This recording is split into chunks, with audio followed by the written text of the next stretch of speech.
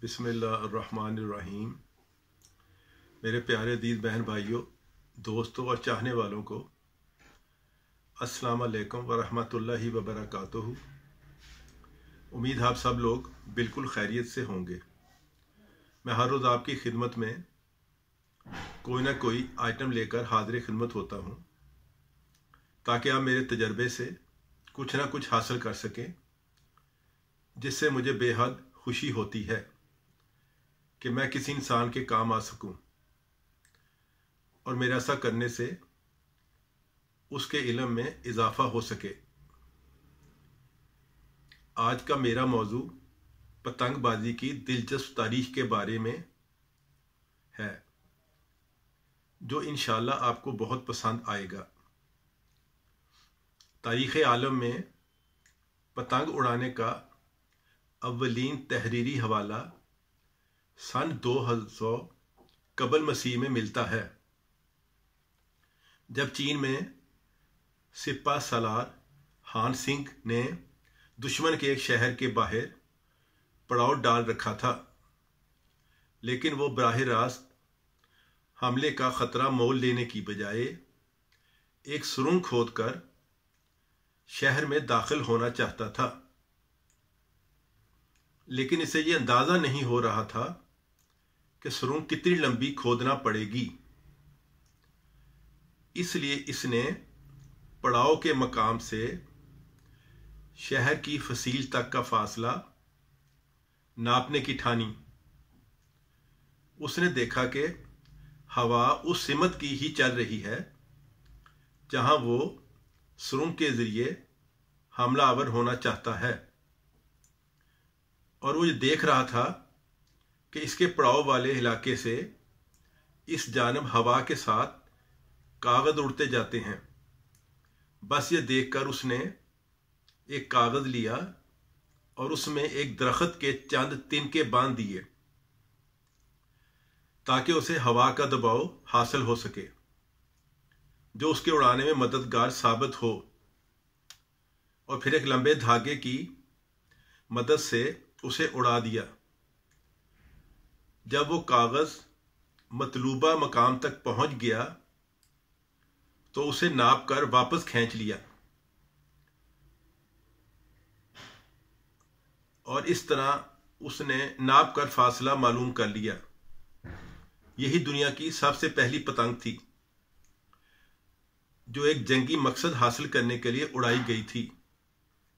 फिर कदीम चीन में पतंग सादी फौजी इस्तेमाल के लिए की जाने लगी, जिसमें फौज का जासूसी का काम भी था।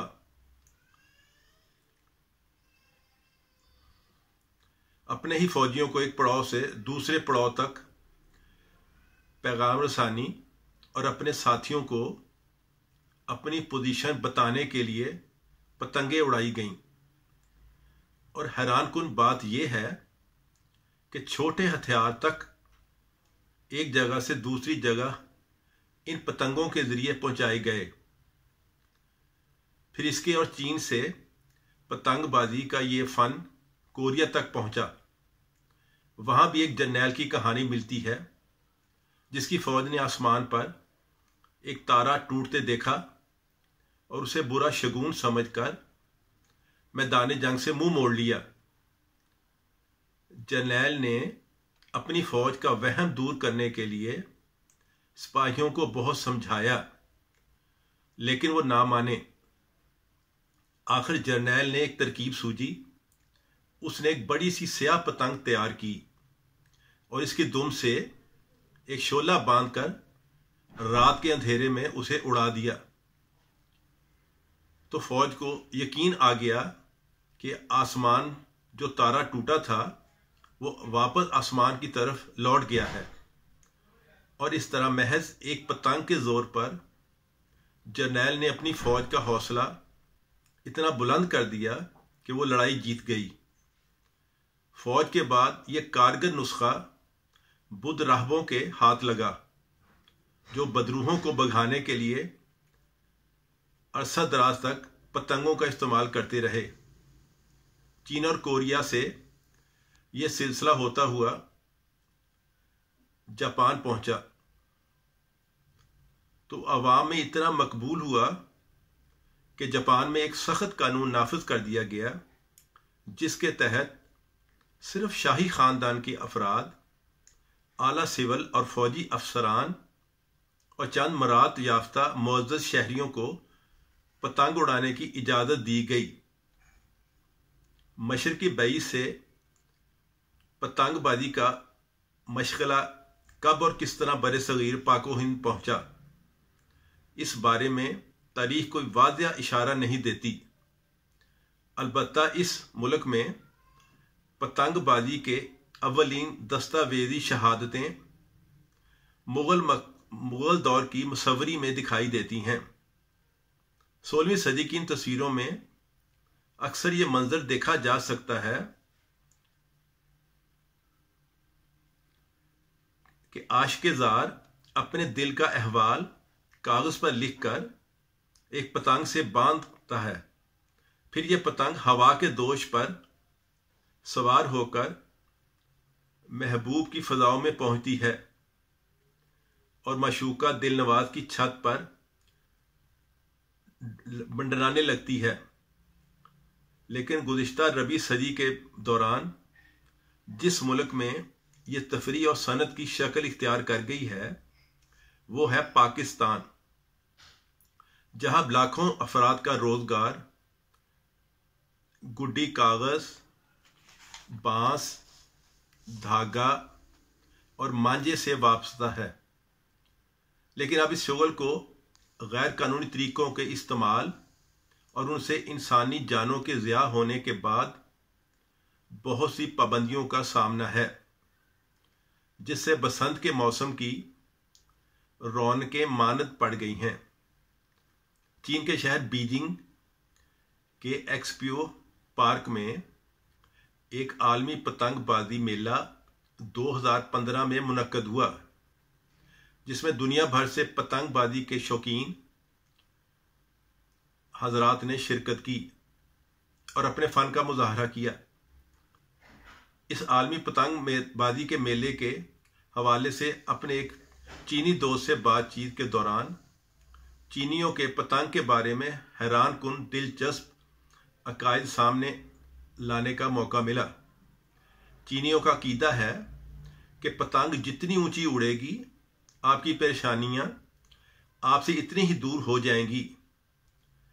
किसी की छत पर कटी हुई पतंग गिर जाए तो उसे बदशगुनी समझा जाता है। पाकिस्तान में बदकिस्मती से इस मशगले का गैर कानूनी तरीकों के इस्तेमाल से गैर मुल्की अब चीन का रुख कर रहे हैं।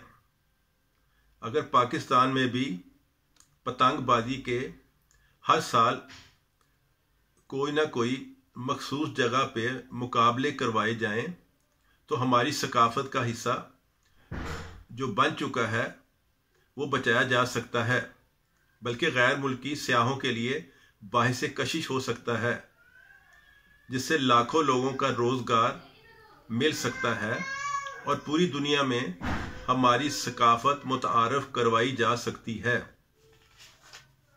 आज के लिए इतना ही काफ़ी है। इंशाअल्लाह फिर दोबारा मैं आपकी खिदमत में हाजिर हूँगा। आप अगला प्रोग्राम हमारा देखने के लिए हमारे पेज को लाइक करें, सब्सक्राइब करें और बेल आइकॉन को दबाएं। आप सबका बहुत शुक्रिया। अल्लाह हाफिज़।